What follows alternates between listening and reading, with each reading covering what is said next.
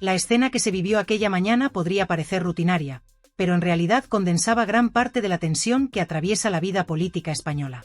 En una terraza cualquiera, en un espacio público donde desayunaba la ministra Irene Montero, una periodista se acercó con su grabadora para hacer lo que muchos colegas no se atreven a realizar dentro de los muros del Congreso: plantear preguntas incómodas. El gesto, sencillo y legítimo, bastó para desatar un intercambio áspero que refleja la distancia creciente entre representantes públicos y ciudadanos. La primera reacción de la ministra fue de sorpresa y molestia. «¿Me está grabando?», dijo con un tono que buscaba marcar distancia.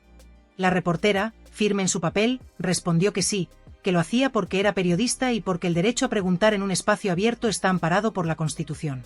No había nada extraño en ello, salvo la incomodidad de quien, desde el poder, no esperaba ser cuestionada fuera de los escenarios controlados. Lo que empezó como una simple pregunta sobre los incendios forestales que arrasaban distintas regiones del país pronto derivó en un enfrentamiento verbal. La periodista insistía en saber por qué los recursos públicos no se estaban destinando de manera efectiva a sofocar el fuego, porque los impuestos de los contribuyentes no se traducían en más medios materiales y humanos para salvar lo que quedaba de los montes, los pueblos y las cosechas. La ministra, sin embargo, respondía con evasivas, reiterando que estaba en su tiempo libre, que no tenía por qué someterse a un interrogatorio en mitad de sus vacaciones. Esa actitud generó una mayor tensión, porque la reportera, en lugar de retroceder, insistió en una cuestión aún más espinosa: si Andalucía iba a recibir el mismo trato que Cataluña en materia de financiación. Fue entonces cuando el malestar de Montero se transformó en reproche, acusando a la periodista de invadir su intimidad y de actuar sin el debido respeto. El clima se enrareció cuando intervino el escolta de la ministra, pidiendo a la reportera que abandonara el lugar y sugiriendo que lo que buscaba era su minuto de gloria. Una expresión hiriente que no pasó desapercibida, porque retrata el desprecio hacia una labor que, lejos de buscar notoriedad, cumple con la función esencial del periodismo: preguntar aquello que la ciudadanía quiere saber. La ironía es evidente. Millones de españoles se ven privados de vacaciones porque no pueden afrontarlas económicamente, y sin embargo, quien ostenta un cargo público se queja de que su descanso se vea perturbado por unas preguntas legítimas. Lo más llamativo de todo fue la firmeza de la periodista, que con serenidad recordó que el espacio era público y que el artículo 20 de la Constitución garantiza el derecho a informar y ser informado. Recordó también que la prensa debe servir como contrapeso y no como adorno del poder, y que en un momento de crisis como el actual resulta imprescindible cuestionar por qué los recursos se gestionan de manera desigual. Preguntar por qué el dinero de los ciudadanos se invierte en determinados territorios y no en otros, por qué se habla de justicia social mientras ignoran problemas tan graves como los incendios, y por qué se tolera que regiones enteras se empobrezcan mientras el gobierno presume de compromisos internacionales como la Agenda 2030. El episodio no se limita a un simple encontronazo personal, sino que se enmarca en un contexto político cada vez más convulso. Pedro Sánchez atraviesa una etapa de desgaste evidente, con un ejecutivo salpicado por polémicas, acusaciones judiciales y tensiones internas. La figura de su esposa, Begoña Gómez, es un ejemplo palpable de ello. 5 imputaciones pesan ya sobre ella, desde corrupción en los negocios hasta malversación de fondos públicos, pasando por intrusismo laboral, tráfico de influencias y apropiación indebida. El hecho de que la pareja del presidente acumule tal número de causas judiciales sería impensable en otros países europeos, y sin embargo en España se ha llegado a normalizar como si fuese un coste inevitable de la política. El juez Peinado la ha citado a declarar en septiembre, y se anticipa un otoño cargado de sobresaltos judiciales que golpeará directamente al corazón del gobierno. Al mismo tiempo, en el campo español, las quejas se multiplican. Agricultores, ganaderos y vecinos de zonas rurales denuncian que llevan décadas sufriendo limitaciones en nombre de un ecologismo mal entendido. No se les permite abrir cortafuegos, ni mantener determinadas actividades tradicionales, ni realizar labores de prevención que durante generaciones habían servido para mantener el equilibrio natural. Se les ha prohibido labrar la tierra, cortar leña, limpiar montes o tener ganado en determinadas áreas bajo el argumento de proteger especies como el buitre o el águila real. Todo ello, aseguran, ha terminado generando un ecosistema artificialmente vulnerable en el que, cuando el fuego aparece, arrasa con todo a una velocidad imparable. 20 años de proteccionismo rígido se esfuman en apenas unas horas de incendio, dejando tras de sí cenizas, pérdidas económicas y un sentimiento de impotencia generalizada. El contraste entre la crudeza de la realidad que atraviesan miles de ciudadanos y la imagen aparentemente banal de una ministra irritada por unas preguntas incómodas resulta difícil de asimilar para la opinión pública. No es un simple episodio anecdótico ni una confrontación menor en una terraza cualquiera. Lo que se manifestó en esa escena es, en realidad, el retrato de una brecha cada vez más amplia entre la ciudadanía y quienes dicen representarla. Una ministra, protegida por escoltas y rodeada del confort que otorga el poder, se muestra molesta ante una periodista que cumple con su función básica: preguntar. Preguntar en voz alta lo que millones se plantean en silencio. La reacción defensiva, el gesto de incomodidad y la negativa a responder son en sí mismas respuestas, y dicen más de lo que aparentan. Porque la gente necesita respuestas y no las encuentra.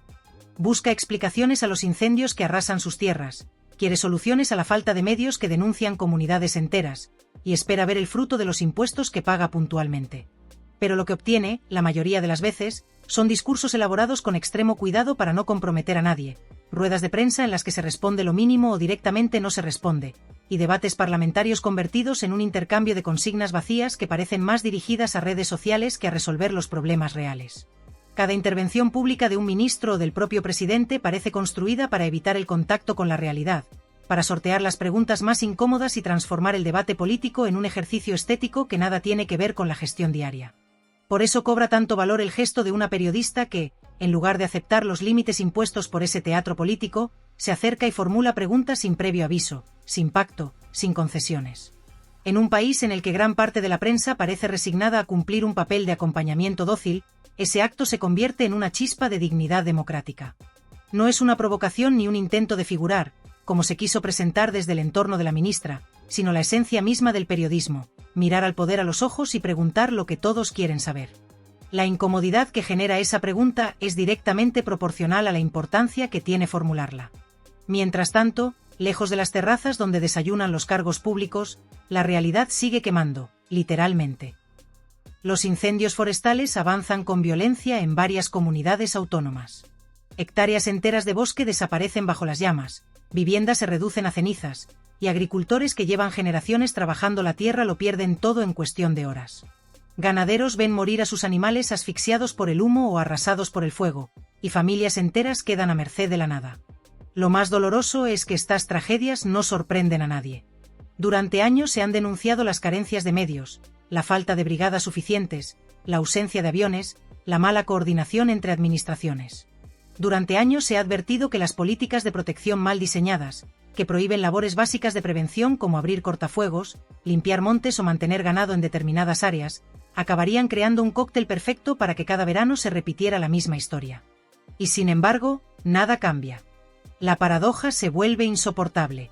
Los ciudadanos cumplen escrupulosamente con sus obligaciones fiscales, soportan una presión impositiva creciente, y a cambio se encuentran con un Estado incapaz de garantizar lo mínimo: seguridad, protección, medios frente a emergencias. Se invoca constantemente la sostenibilidad, la justicia climática, los compromisos internacionales y la famosa Agenda 2030, pero para el ciudadano común esas palabras no sirven para apagar un fuego ni para evitar que pierda su casa. Lo que percibe en su vida cotidiana es empobrecimiento, desigualdad territorial y un abandono cada vez más evidente. El episodio con Montero, por tanto, es más que una anécdota, es un síntoma. Refleja un malestar social que se expande, una desafección que crece día a día. Los políticos parecen incapaces de escuchar al ciudadano de a pie, de atender una pregunta directa sin rodeos, de responder con claridad y, lo más importante, de asumir responsabilidades. En lugar de eso, se recurre a la victimización, a la excusa de la intromisión, al desprecio hacia quien cuestiona. El pueblo, por su parte, observa con escepticismo cada vez mayor. Percibe que su voz no cuenta, que sus problemas no tienen respuesta, y que los intereses de una élite, política, económica, mediática, pesan más que el bienestar de la mayoría. Este divorcio entre gobernantes y gobernados no es nuevo, pero en los últimos años se ha intensificado. Lo vemos en la falta de credibilidad de las instituciones, en el desplome de la confianza en los partidos, en la sensación de que la política se ha convertido en un espectáculo vacío mientras la vida real se complica. No es casualidad que cada vez más personas dejen de votar, que otros busquen refugio en opciones extremas o que muchos simplemente se resignen a la apatía.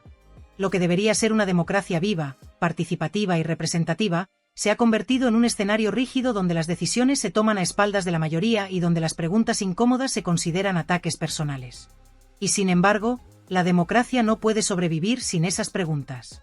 Cuando se demoniza a la prensa que incomoda, cuando se reprime al ciudadano que protesta, cuando se convierte al periodista crítico en un enemigo, lo que se erosiona no es la reputación de un político concreto, sino el fundamento mismo del sistema.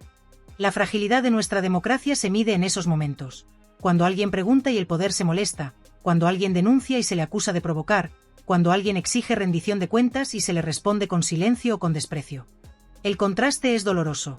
En otros países, el poder sabe que ser cuestionado forma parte de la vida democrática, que responder a una pregunta incómoda es un deber, no una concesión. En las democracias más consolidadas, un ministro sabe que debe enfrentarse a la prensa y al escrutinio público con serenidad, y que callar o despreciar al periodista es un error que se paga caro. En España, en cambio, parece que incomodar al poder se ha convertido en un atrevimiento casi punible, y que quien lo hace debe ser señalado como un provocador. Ese contraste con otras realidades debería hacernos reflexionar. ¿Qué democracia queremos? ¿Una en la que los representantes acepten rendir cuentas de manera constante, o una en la que los ciudadanos tengan que conformarse con discursos ensayados y promesas vacías? ¿Un sistema en el que la transparencia sea norma, o uno en el que la opacidad se normalice como parte del juego? Porque lo que se está gestando, de manera lenta pero constante, es un deterioro profundo. Cada vez más desigualdad, cada vez más desconfianza, cada vez más lejanía entre gobernantes y gobernados. La escena de una ministra molesta por unas preguntas no es, por tanto, una simple anécdota veraniega. Es el espejo de un sistema en crisis, el símbolo de una democracia que se vacía de contenido mientras sigue proclamando su grandeza en los discursos oficiales. El verdadero peligro no está en el incendio que arrasa un bosque o en la evasiva de un ministro ante una pregunta, sino la normalización de esa distancia, en la aceptación pasiva de que preguntar molesta, de que exigir cuentas incomoda, de que el poder ya no necesita rendir cuentas. Y si esa idea se consolida, entonces lo que quedará no será una democracia viva, sino una sombra de lo que alguna vez debió ser. La realidad del medio rural en España es, hoy más que nunca, una mezcla de abandono, frustración y desigualdad. Lo que ocurre en nuestros campos no se aprende en libros ni se enseña en aulas universitarias. Se aprende con la experiencia directa, con décadas de trabajo bajo el sol, con las manos en la tierra y los pies en la tierra, sintiendo el ritmo de las estaciones, el comportamiento de los cultivos, los ciclos de las cosechas y los caprichos del clima. Quien no ha vivido esto, quien no ha sudado y sufrido en el campo, no puede siquiera imaginarse las dificultades ni los sacrificios que implican proteger y mantener la tierra. Por eso resulta inaceptable que algunas decisiones sobre el medio rural sean tomadas por personas que solo tienen conocimiento teórico, alejadas de la realidad, sin un solo día de experiencia sobre el terreno. Los propios trabajadores del campo lo denuncian con frecuencia. Las administraciones carecen de personal con experiencia real. No hay nadie que haya vivido durante años en el campo, que entienda los problemas concretos que enfrenta un agricultor o un ganadero. Las decisiones se toman desde despachos, con datos fríos, informes y estadísticas, pero sin conocer las historias humanas detrás de cada hectárea, detrás de cada familia que depende de la tierra para sobrevivir. Y la consecuencia es evidente: las políticas no solo fracasan, sino que agravan la sensación de abandono y frustración en las zonas rurales. Mientras tanto, los incendios forestales se multiplican y arrasan con todo a su paso. No es solo una cuestión de medio ambiente, es una cuestión de vidas humanas, de patrimonio, de economía local. Cuerpos y fuerzas de seguridad, incluidos bomberos, denuncian públicamente las condiciones inaceptables en las que deben actuar: falta de recursos, ausencia de lugares donde descansar, alimentación escasa, jornadas extenuantes. Y, sin embargo, se espera que estos profesionales apaguen incendios que muchas veces se han provocado deliberadamente, por intereses económicos o cinegéticos. Lo más inquietante es que sabemos que estos incendios no son accidentes. Conocemos las parcelas exactas, los momentos precisos en que se iniciaron y las motivaciones detrás de ellos. Provocar fuego de manera intencionada es un acto de crueldad absoluta y de irresponsabilidad cívica, que deja al descubierto la fragilidad del sistema de protección del medio rural. El incendio de Aliseda es un ejemplo paradigmático: más de 4.000 hectáreas destruidas por intereses económicos. Y mientras la devastación arrasa la tierra, encontramos la hipocresía de quienes deberían garantizar la protección de la población. Desde el gobierno se proclama una crisis medioambiental, se habla de sostenibilidad y de compromisos internacionales, pero la realidad sobre el terreno es otra. Los incendios se suceden, las ayudas son insuficientes y muchas decisiones políticas se basan en la apariencia y no en la acción efectiva. Incluso en algunos casos, los propios bomberos se ven obligados a iniciar quemas controladas porque sus puestos de trabajo dependen de ello, un reflejo trágico de cómo la burocracia y la precariedad laboral terminan afectando la seguridad pública. El desprecio por la vida rural se refleja también en gestos que rozan lo surrealista.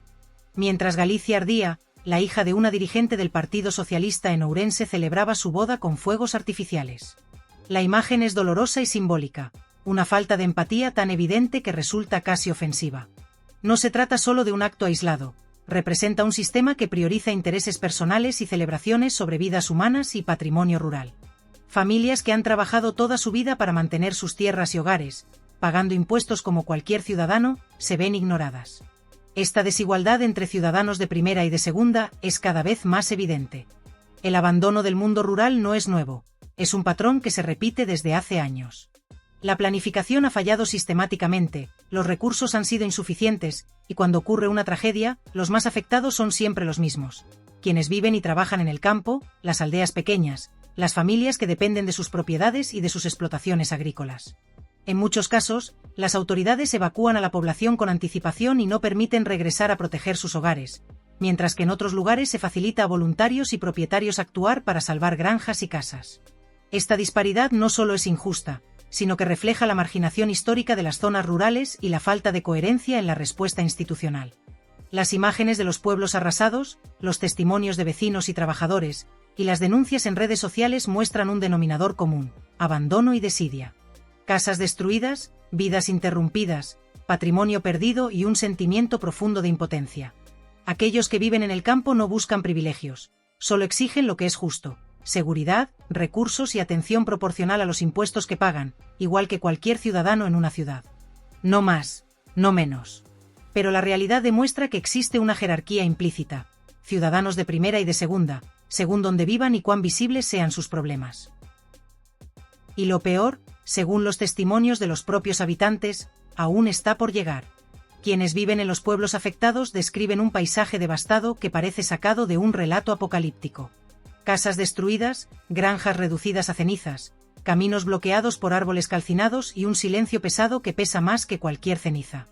La magnitud de la tragedia inicial es difícil de imaginar desde fuera. Familias que han visto cómo desaparece su patrimonio de toda una vida, campesinos que pierden cosechas que llevaban años cultivando, animales que mueren por la imposibilidad de ser rescatados. La devastación ha sido inmensa, pero lo que sigue, la llamada gestión posterior, amenaza con ser igual de dolorosa. La burocracia lenta, la descoordinación entre administraciones y la falta de planificación estratégica son tan destructivas como los incendios mismos, porque transforman la tragedia en una agonía prolongada. La Unión Europea, por su parte, ha enviado brigadas especializadas, recursos técnicos y apoyo económico. Sin duda, estas ayudas merecen reconocimiento. Son un ejemplo de solidaridad internacional que, en principio, debería aliviar el sufrimiento. Pero al mismo tiempo, los ciudadanos sienten un doloroso contraste. Mientras los recursos extranjeros llegan, mientras los medios de comunicación destacan el apoyo europeo, la pregunta inevitable se impone con fuerza: ¿no deberían los recursos propios del país garantizar primero la seguridad y protección de quienes viven en él, de quienes pagan impuestos, de quienes sostienen el funcionamiento del Estado con su trabajo diario? Esta sensación de abandono se convierte en frustración, especialmente al observar cómo se invierten millones en políticas internacionales y programas de prestigio, mientras el abandono local se mantiene como un problema crónico, estructural y dolorosamente evidente. Los pueblos rurales no aparecen en los balances de popularidad política ni en los titulares de grandes diarios, no generan votos masivos, pero sí sostienen la riqueza agrícola, la ganadería, la producción de alimentos y la preservación de ecosistemas fundamentales. Ignorar esto no es solo un error administrativo, es un síntoma profundo de cómo nuestra sociedad prioriza la imagen sobre la realidad, la apariencia sobre la vida de sus ciudadanos. El drama del mundo rural refleja, con claridad brutal, la fragilidad de nuestra democracia. Un sistema que se proclama representativo, que habla de equidad y justicia, pero que día tras día tolera la opacidad, la desigualdad y la desatención hacia quienes sostienen gran parte de la identidad cultural y económica del país. La desconexión entre la gestión política y la realidad de los pueblos rurales es evidente. Decisiones tomadas en despachos, a miles de kilómetros del terreno, impactan directamente en la vida de las personas que han dedicado décadas a trabajar la tierra. La legislación sobre incendios, la planificación forestal, la gestión de recursos agrícolas y la seguridad en zonas rurales a menudo se hace sin un conocimiento real del terreno, sin recorrer los caminos que arden, sin hablar con quienes viven la tragedia en primera persona. Y mientras los políticos hablan de planes estratégicos y fondos destinados a mejorar la resiliencia, las familias rurales pierden hogares, patrimonio, medios de vida y, en muchos casos, la esperanza misma. El impacto humano de esta desconexión es devastador. Padres y madres que luchan por salvar sus propiedades mientras los servicios de emergencia llegan tarde, jóvenes que ven cómo el futuro que habían planeado en su pueblo se evapora entre las llamas, ancianos que pierden recuerdos y pertenencias que contienen toda una vida. La indignación y la tristeza se mezclan con la impotencia. Cada hectárea quemada es un grito de auxilio que parece no ser escuchado, cada granja destruida es un símbolo de abandono.